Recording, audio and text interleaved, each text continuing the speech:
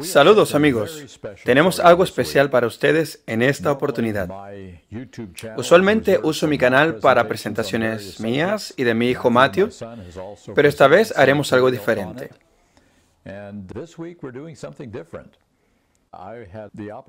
El año 2005 tuve la oportunidad de participar en un campestre de la costa este, en donde se realizó una mesa redonda con 3 personajes, cuya información es importante que escuchen.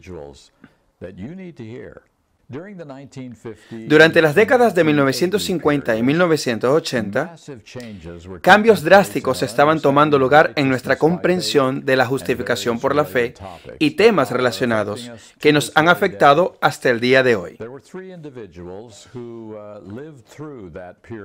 Durante ese periodo vivieron estos 3 personajes que vivieron y entendieron lo que estaba pasando durante ese periodo de tiempo. Estos se reunieron pues en esta mesa redonda. Colin y Russell Standish y Ron Spear.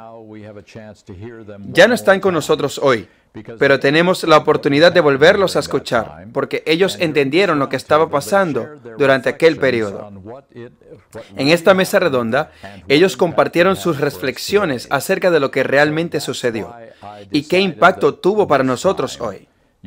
Es por tal motivo que decidí que esta vez escuchen de parte de ellos lo que ocurrió y entiendan desde la perspectiva de ellos lo que fue vivir durante esos años críticos de cambios en la Iglesia Adventista del Séptimo Día.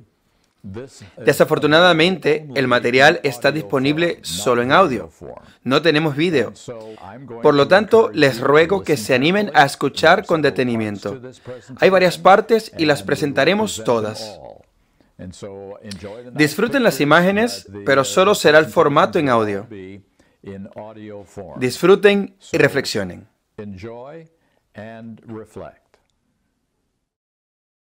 Ahora, para comenzar con la temática, creo que Russell tiene algo que hablarnos sobre cómo el ministerio de Desmond Ford encajó en esta apostasía. Bien, antes de hacerlo, porque esta es nuestra segunda presentación, creo que es importante que brevemente mencionemos, para aquellos que no estuvieron en la anterior mesa, el asunto con el que estamos tratando. No hay 3 hombres que amen más la Iglesia Adventista del Séptimo Día que nosotros. Es por eso que duele tanto cuando la apostasía es aceptada de manera tan abierta dentro de nuestra iglesia. Y si eso no es lo que está pasando, entonces tenemos una falsa profeta, porque ella nos dijo en términos muy claros que la apostasía omega sería de una naturaleza asombrosísima. Vayan a Mensajes Selectos y lean las páginas 238 a las 240 y verán el nivel de profundidad de apostasía en la Iglesia de Dios.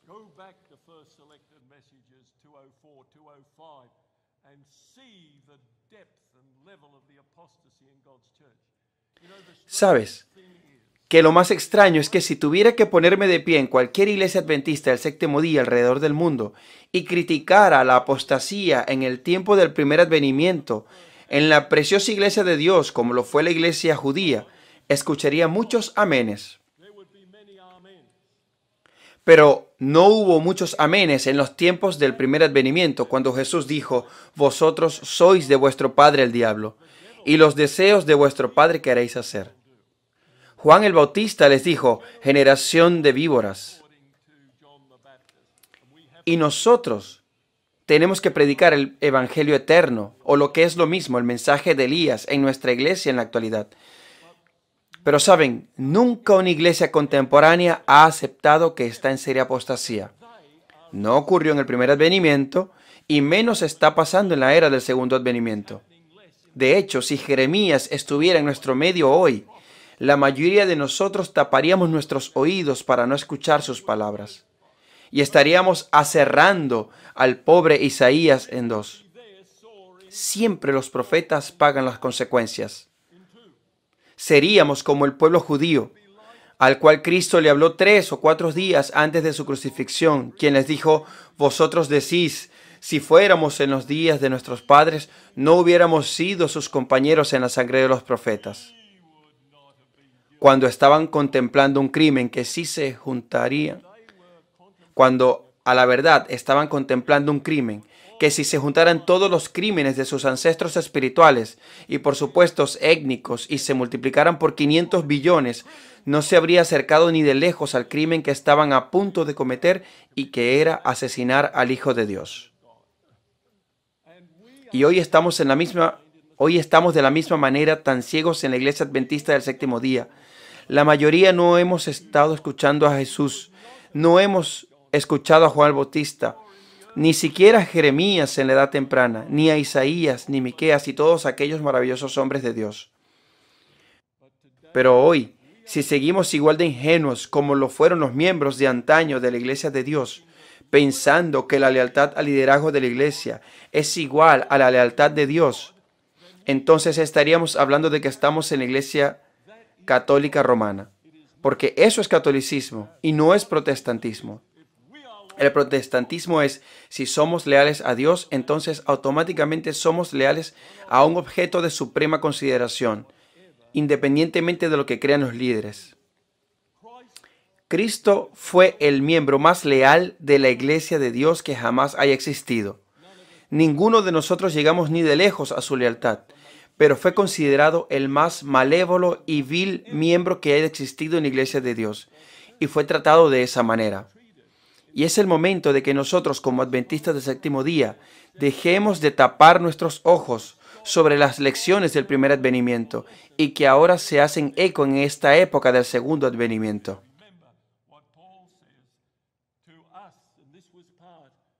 Recordemos lo que Pablo nos dice, porque vendrá tiempo. Si Pablo estuviera escribiendo hoy diría, porque el tiempo realmente ha llegado, pero aquí solo estaba profetizando. Porque vendrá tiempo cuando no sufrirán la sana doctrina. Hermanos y hermanas, aquellos que nieguen que esta declaración es lo que está ocurriendo en la preciosa Iglesia de Dios en la actualidad, seguro debe tener su cabeza bajo la arena. Sigue diciendo, sino que teniendo comezón de oír, se amontonarán maestros conforme a sus propias concupiscencias. Ministros que desconocerán la verdad, aunque estén frente de sus propios ojos. Sigue diciendo, y apartarán de la verdad el oído. No una verdad anticuada, sino la verdad. Y no hay otra verdad específica, y es la verdad de la fe adventista. Una verdad mucho más extensa que la que se tenía antes de la primera venida de Cristo, o de cualquier otro período de la historia de la tierra, y termina diciendo, y se volverán a las fábulas.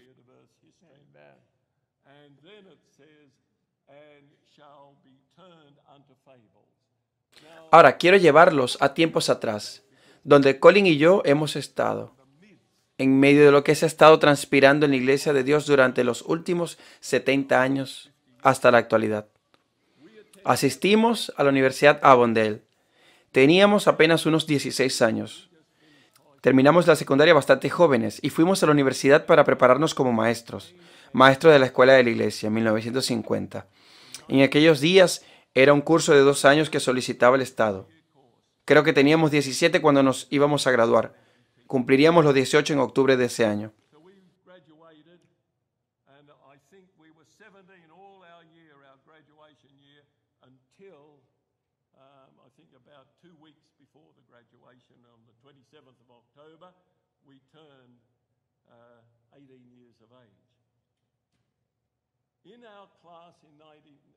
En nuestra universidad en la década del 50 estaba Desmond Ford.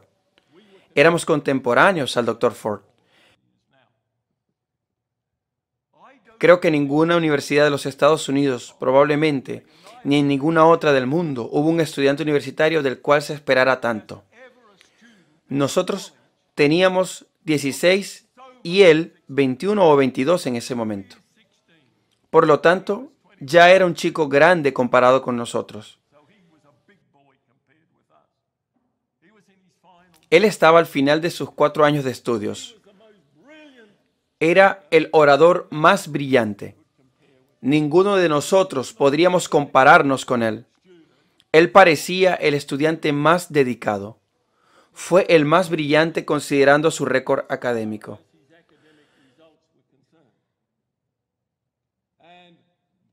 Colin y yo sabíamos que él iba a causar un impacto masivo en la Iglesia Adventista del Séptimo Día. Estoy seguro que nunca hubo nadie en Estados Unidos que se le pudiera acercar. Tenía descendencia china. Ustedes saben cuán inteligentes son los chinos. Pues él tenía mucho de eso. Simplemente lo admirábamos. Y cuando fue enviado como interno, bajo la tutela del evangelista más exitoso que jamás tuvo la división del sur del Pacífico, el pastor George Bernstein, un neozelandés, supimos que era el hombre correcto para trabajar con él. No tienen idea de cuán en lo cierto estábamos. Él hizo un impacto masivo en la Iglesia Adventista del Séptimo Día. No solo en Australia, sino en todo el mundo. Porque el gran problema era que la Conferencia General no entendió cuán superior fue en intelecto y en dones en comparación con cualquier otro teólogo en ese país. Porque yo hablé con el pastor Willis Hackett cuando era vicepresidente de la Conferencia General en un campestre en Melbourne. Él me dijo, mira lo que vamos a hacer. Nos llevaremos a Desmond Ford a Estados Unidos. Él es un gran pez en la pequeña piscina de Australia. Y cuando llegue a Estados Unidos será un pequeño pez, golpeando su cabeza contra nuestros teólogos. Yo le dije, Pastor Hackett, él será un monstruo de pez si lo llevan allá. Y vaya que estábamos en lo cierto. Eso le dio una plataforma para destruir la fe aquí en Estados Unidos, pero por supuesto muchos de los teólogos estadounidenses ya habían aceptado las enseñanzas evangélicas a través de sus cursos PhD. Desmond Ford muy pronto mostró sus verdaderos colores. Fue establecido aquí en Estados Unidos. Nosotros aún no teníamos nuestro bachillerato porque en aquellos días el gobierno australiano era el único que daba esos títulos. Pero Desmond Ford se estableció en Estados Unidos y se sentó a los pies de los mejores maestros apóstatas que jamás hemos tenido.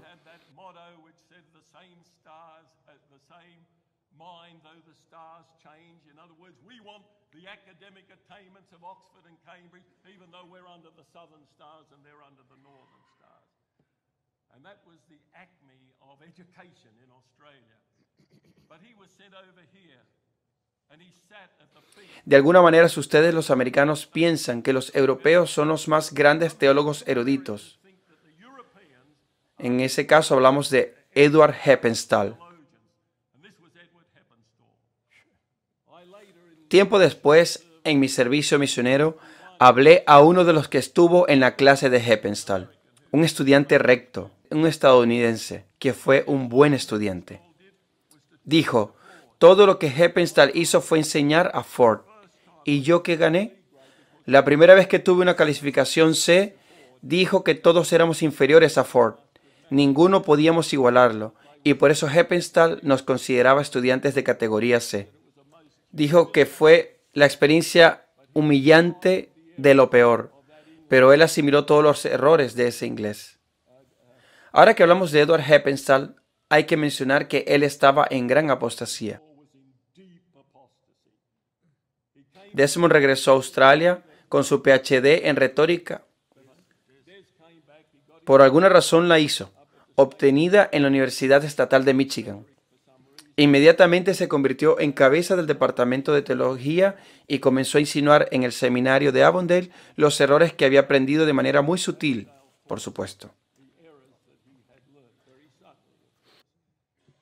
Eventualmente solicitó que se le enviara a la Universidad de Manchester, porque nada en Australia vale como la educación británica, y obtuvo su PhD bajo la Hermandad Teológica de Plymouth, donde aprendió los errores de una vez salvo, siempre salvo. Por lo tanto, regresó doblemente condenado con su segundo PhD, y simplemente destruyó la fe de generaciones tras generaciones, y fue el pastor Burnside quien lo destacó y le dio el visto bueno.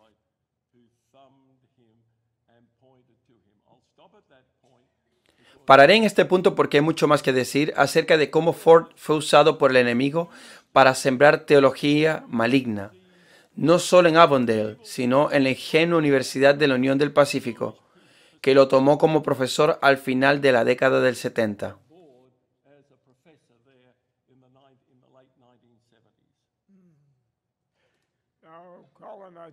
Colin, creo que quieres discutir acerca de cómo Brinsmith entró en esta apostasía.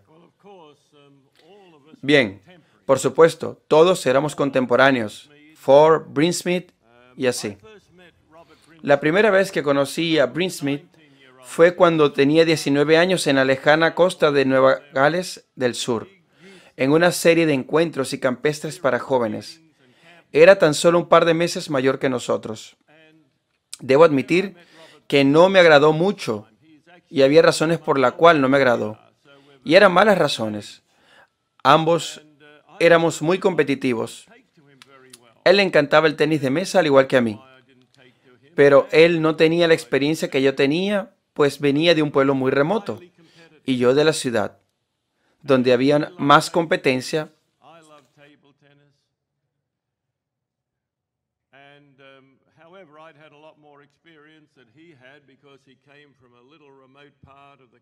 Pero su determinación a ganar, cosa que nunca hizo por falta de experiencia, hizo resentirme por su agresividad.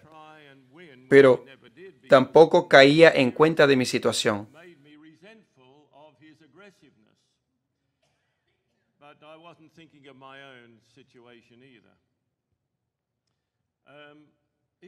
Como decía, era un par de meses mayor que nosotros. Varios años después nos graduamos y él fue a la Universidad de Avondale, al tiempo que Desmond Ford regresaba a Avondale a terminar su licenciatura.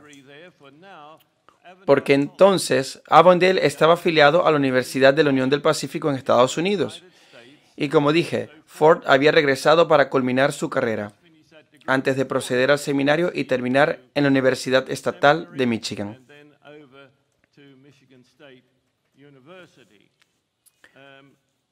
Así que Brinsmith y Ford estuvieron allí juntos. Fue donde se conocieron por primera vez. Ford le llevaba 5 años, al igual que a nosotros. Años después hablé con Robert Brinsmith y conversamos del tema que estamos conversando en esta mesa.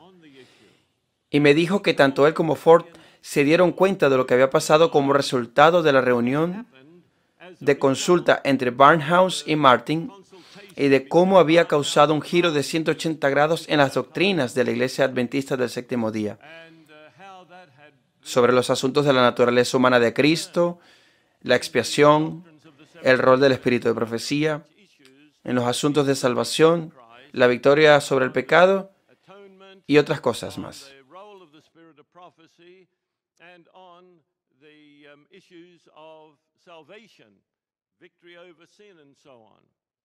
Y la presentación anterior mencionamos acerca de cuán estupefacto quedamos por el libro Preguntas sobre Doctrina, que cambió totalmente las doctrinas de la Iglesia Adventista del Séptimo Día. El libro que le comenté al pastor Best que nunca debió haberse impreso.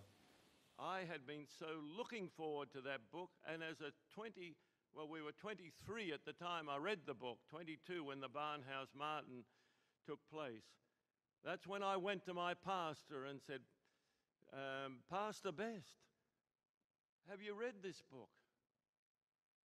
It should never have been written. This is not Adventism. We'd been so grounded in this message that we couldn't be deceived by these changes that were made in that book. Brinsmith saw it. Ford saw it at that time, at least. Pues Brinsmith lo vio y Desmond lo vio. Al menos en ese momento Brinsmith dijo haberlo visto. No puedo asegurarlo de primera mano en el caso de Desmond, porque más tarde, cuando fuimos contemporáneos como jefes de departamentos en la Universidad de Avondale, ya Ford había tomado otra dirección en su ministerio. Pero Brinsmith dijo que Ford le dijo, no, Bob, no podemos hacer un impacto ahora. Esperemos hasta que estemos en la posición adecuada, donde realmente podamos hacer un impacto. Brinsmith no tenía ganas de hacerlo, y entonces él comenzó a colocar su mensaje del santuario.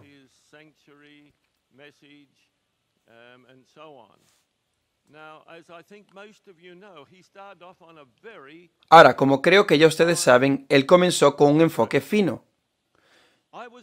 Yo desconfiaba mucho de él. Había escuchado que nuestros líderes estaban en contra de él. Y por lo tanto, yo por supuesto también tomé esa posición. Puedo entender a aquellos que están dispuestos a seguir lo que los pastores y líderes digan, porque así era yo cuando fui joven.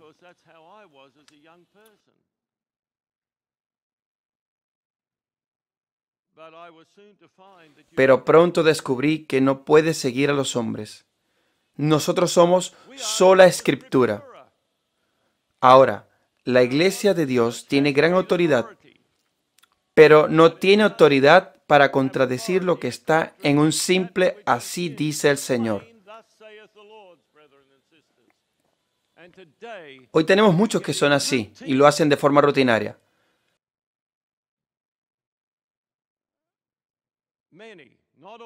Muchos, no todos.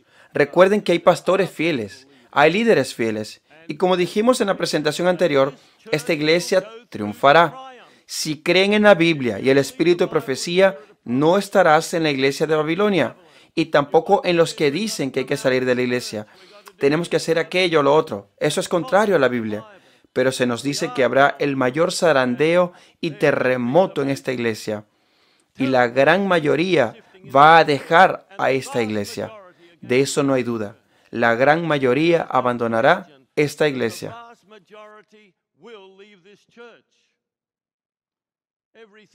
Todo lo que se lee en el profeta Isaías, todo lo que podemos leer en Jeremías, en Sofonías y así sucesivamente, todo apunta a eso.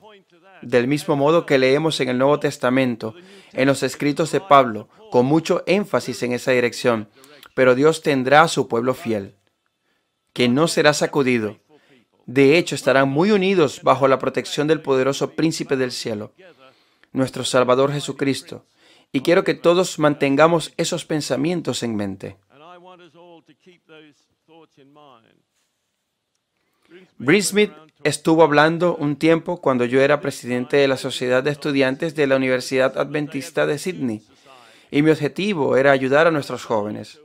Teníamos 85 estudiantes en ese momento. Tenía una gran carga para ellos. Tenía 28 años de edad. En mi programa de doctorado y mi objetivo era ayudar a los jóvenes a solidificarse en el Señor. Tuvimos un magnífico capellán, el pastor Ralph Tudor, uno de los hombres más honrados en mi vida, y un consejero maravilloso con el cual trabajar.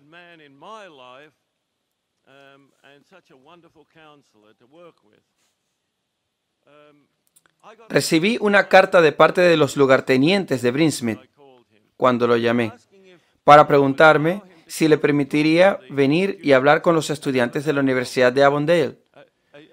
Yo estaba negado a permitirlo, así que fui a hablar con el pastor Tudor.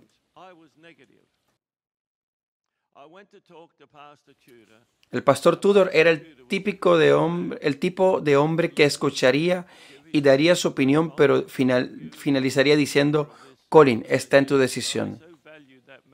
Tú eres el líder de esta organización. Pero yo valoraba mucho la opinión de este pastor y se lo conté. Le dije que no tenía disposición para traer a Brin Smith o a sus allegados. Le comenté: Pastor Tudor, realmente creo que no debemos traerlo. No quiero que nuestros estudiantes se confundan. Pero dije: ahora que lo pienso, no tengo idea de lo que Brin Smith está enseñando. Y deberíamos saber para que podamos saber ayudar a nuestros estudiantes en la situación. Y él me dijo: creo que es muy buena idea, Colin.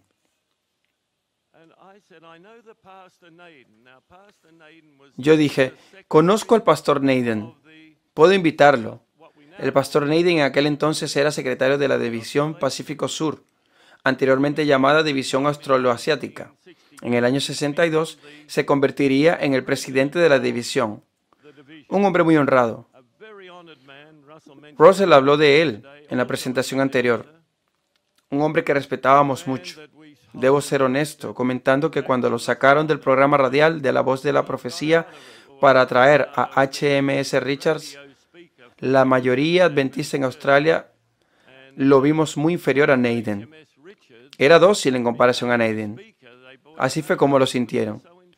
Quizás estaban predispuestos por su acento estadounidense, pero no creo que haya sido solo por eso.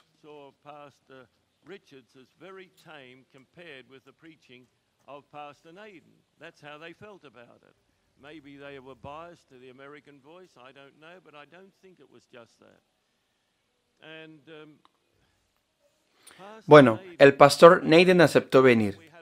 Sería un viernes de noche, donde virtualmente la mayoría de estudiantes estarían presentes y podrían traer a sus amigos, y así sucesivamente.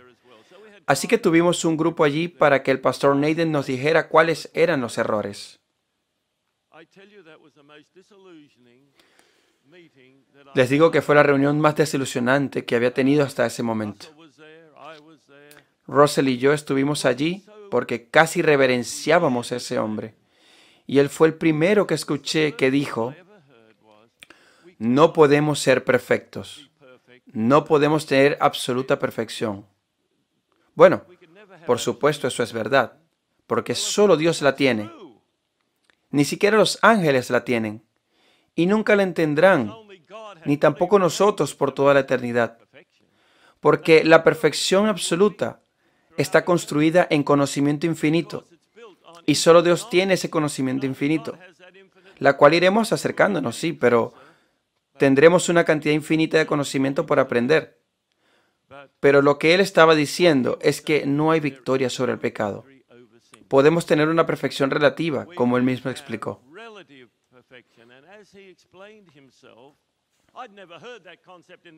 Nunca había escuchado ese concepto en la iglesia adventista antes.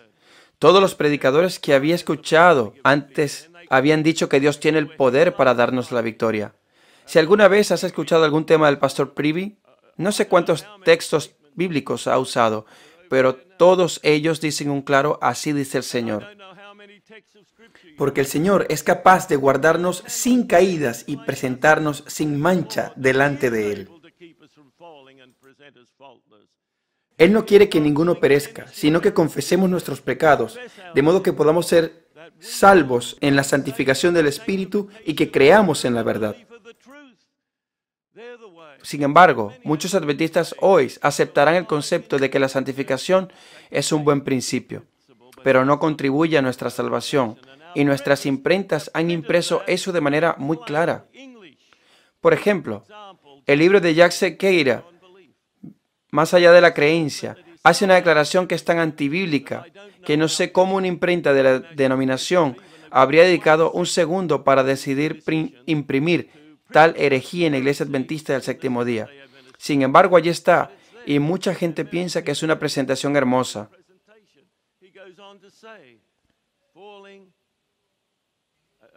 Él continúa diciendo: tropezando bajo la gracia, caer en el pecado no nos priva de nuestra justificación ni nos lleva a la condenación. Eso es textual, y ese libro fue publicado por nuestra imprenta.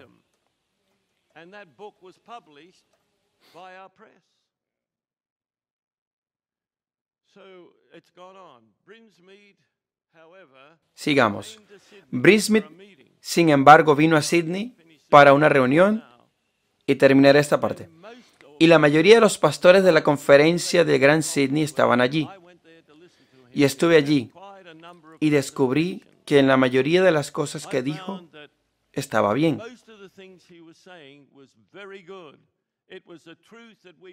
Era la verdad que comprendimos durante aquellos 6 meses de campañas evangelísticas durante cada año que tuvimos en la ciudad de Newcastle. Crecimos con ellos.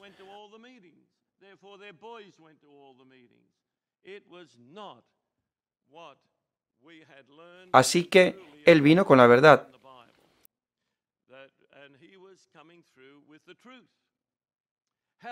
Sin embargo, habló de 2 cositas que los desviarían en el futuro, y estas eran el pecado original y el pecado involuntario, o pecado inconsciente. Recuerdo haberlo abordado acerca de ello. Le dije: Bob, ¿de dónde aprendiste eso? Me dijo: oh, eso está en la Biblia y el Espíritu de Profecía. Dije: sí, pero quiero que me muestres en dónde. Ante la pregunta, él abriría la Biblia y el Espíritu de profecía, pero nunca me mostró el fundamento de esas posiciones, que eventualmente lo llevarían a la palestra evangélica, como lo está ahora, y ahora es humanista y globalista. El pobre ha perdido toda conexión con la cristiandad, o como sea.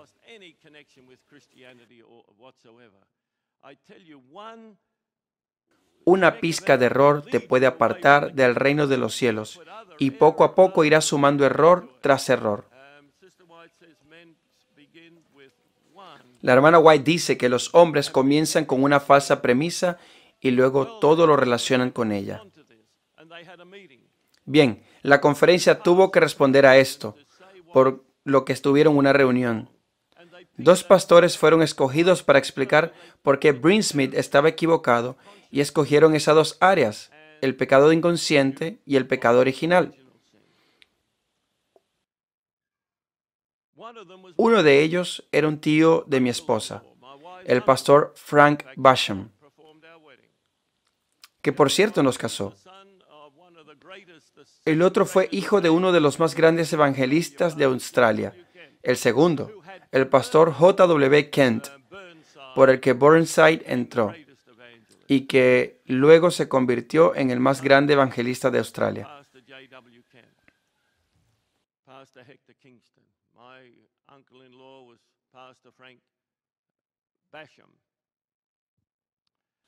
Bueno, fui rápidamente al gran auditorio de la escuela Stratfield para escuchar el evento. De entrada les digo que fue el evento más desastroso de los que había estado hasta ese momento.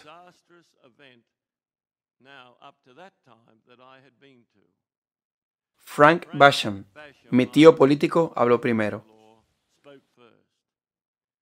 y dejó muy claro que Brinsmith estaba equivocado y explicó los errores del pecado original, que dice que morimos por el pecado de Adán. Cuando la Biblia dice que morimos por nuestro propio pecado, el Padre no llevará el pecado del Hijo, ni el Hijo del Padre. Pueden ver, el verdadero pecado original es que todos llevamos la culpa de nuestro propio pecado. Pero lo que estamos heredando es como un desarrollo genético. Pero por supuesto, el pecado trajo la naturaleza caída, por la cual tenemos esa terrible predisposición a pecar, la cual no podemos vencer. Solo Cristo en nosotros puede vencerla. Cristo en ti, esperanza de gloria. Haya pues en vosotros el mismo sentir que hubo en Cristo. Eso es lo que se necesita. Nuestra voluntad se debe convertir en su voluntad. Y si estás luchando aún con el pecado, es que aún no te estás rindiendo cada mañana rogándole a Dios por su gracia en nuestras vidas y el poder de Jesús en nuestra mente.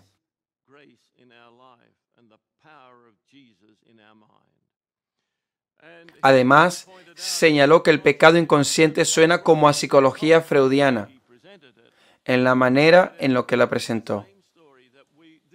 Brinsmith dijo que esos pecados inconscientes se nos quitarán en el sellamiento. Ahora, como dijo el pastor Basham, señalando claramente el tema del pecado, entonces nosotros somos responsables por nuestros pecados. No podemos culpar a Adán por ellos porque nosotros hemos decidido también. Tenemos el poder de tomar decisiones y podemos elegir a Cristo momento a momento como maestro de nuestras vidas. Pero también señaló que, por supuesto, tampoco podemos tener victoria en el momento del sellamiento.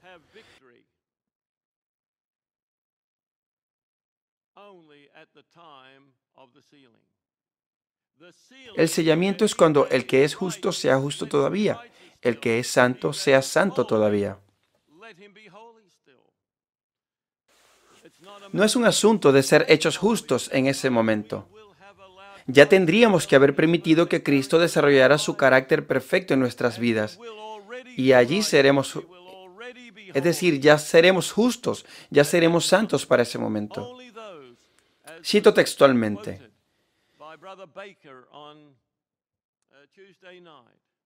Ninguno de nosotros recibirá jamás el sello de Dios mientras nuestros caracteres tengan una mancha. Eso es Testimonios para la Iglesia, volumen 5, página 199. Es una declaración muy importante. Leo: ninguno de nosotros recibirá jamás el sello de Dios mientras nuestros caracteres tengan una mancha. Nos toca a nosotros remediar los defectos de nuestro carácter, limpiar el templo del alma de toda contaminación. Entonces, la lluvia tardía caerá sobre nosotros como cayó la lluvia temprana sobre los discípulos en el día de Pentecostés. Sea que lo aceptemos, lo ignoremos o lo rechacemos. Pero así está escrito. Y el pastor Basham de manera articulada lo dijo. Luego vino el pastor Kingston. Él dijo las mismas cosas que el pastor Basham. Dijo: Robert Brinsmith está equivocado. Nuestros caracteres no serán cambiados en el tiempo del sellamiento. No cambiarán sino hasta que estemos en el cielo. ¡Qué caos se formó en aquella reunión! Y tengan en cuenta que los adventistas de 1960 sabían mucho mejor sus creencias que en la actualidad. Y probablemente muchos de los que ven esta presentación ni siquiera habían nacido para esa época, o quizás ni siquiera eran adventistas. Esto causó una erupción masiva. Los cientos de laicos no podían creer que estos dos pastores presentaran dos puntos de vista tan distintos. Y eso ha definido desde entonces la división entre el pueblo fiel de Dios en la iglesia de Dios y aquellos que han aceptado los errores evangélicos que han inundado nuestras filas.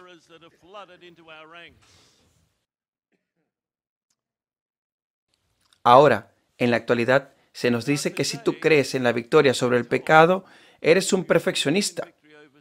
Déjenme decirles que cualquiera que diga eso no tiene idea de lo que es el perfeccionismo.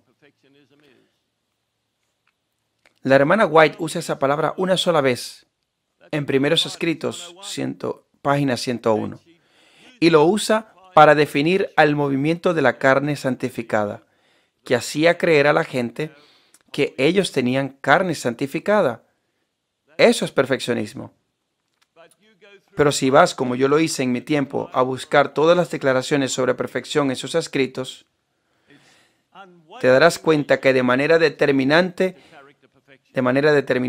ella está llamando al pueblo de Dios a la perfección del carácter. No se refiere a la perfección de nuestra naturaleza, porque esa sí que cambiará. Esto corruptible se vestirá de incorruptibilidad. Esto mortal se revestirá de inmortalidad en el regreso de Cristo. Pero la única cosa que la hermana White dice que llevaremos al cielo es el carácter. Y déjenme decirle, hermanos y hermanas, que no se llevará un carácter defectuoso.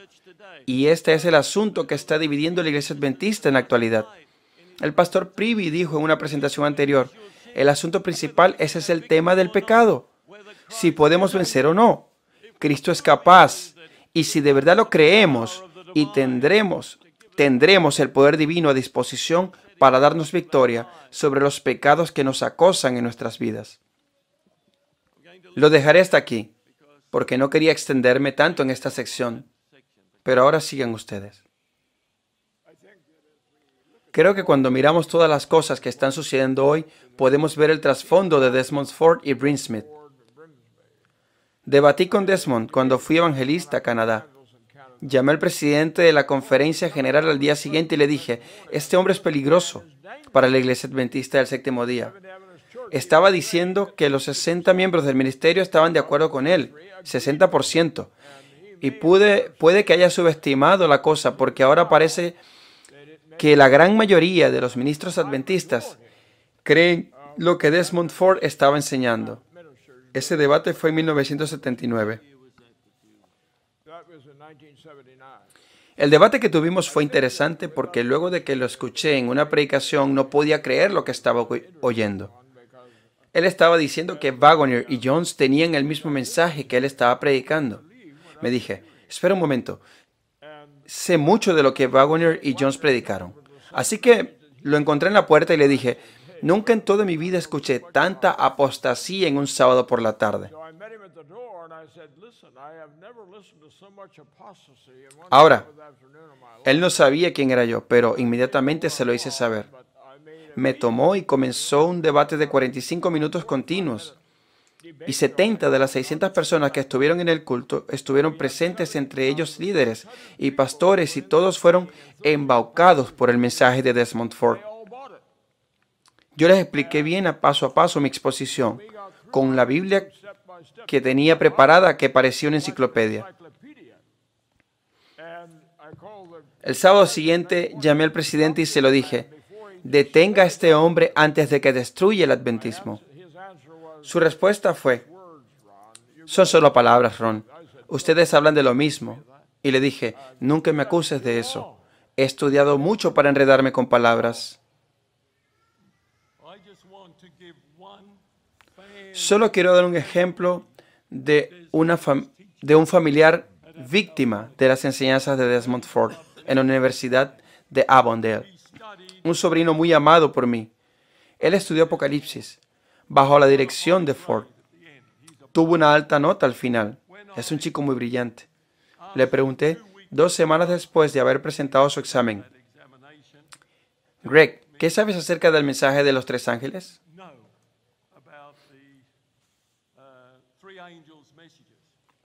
Me miró sorprendido.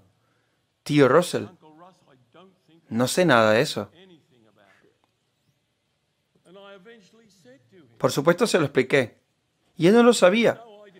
No sabía si la palabra Babilonia estaba allí. Así de lejos llegó las enseñanzas de Desmond. Le dije: ¿el doctor Ford no te enseñó eso? Él dijo: pues nos enseñó una que otra enseñanza, pero nunca nos dijo qué era lo correcto o lo errado. Estoy muy confundido. Ese chico pudo haber permanecido en la verdad. Fue maestro en nuestras escuelas, pero finalmente perdió su fe como maestro de ciencias. Fue a la Fuerza Aérea Real de Australia y se enlistó como piloto Él llegó a convertirse en mariscal del aire, lo que equivale a un general de 3 estrellas en el sistema americano. Llegó a ser el comandante en jefe de todas las fuerzas australianas en Irak, pero perdió su fe.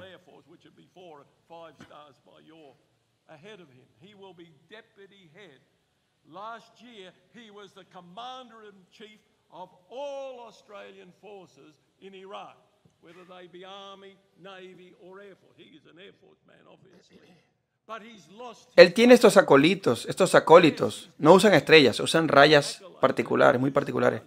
Y muy pocos llegan a ese rango. Pero mis queridos hermanos y hermanas, Ford tuvo la oportunidad de enseñarle a ese precioso sobrino la verdad de Dios. Mañana, en la siguiente presentación, continuaremos con algunas perspectivas interesantes de antiguos pastores que se opusieron a toda esta apostasía en Australia. Ellos no se acobardaron. Por supuesto, ya todos están muertos, pero Dios ha marcado sus tumbas. Fueron más que pastores de experiencia y rango. La mayoría de ellos fueron presidentes de uniones, presidentes de conferencias y de misiones, hombres de la división, y vieron esta apostasía entrando a la iglesia. Y déjeme decirle que en aquellos tiempos tomaron acciones firmes, pero no tenían poder porque todos estaban retirados en aquel entonces.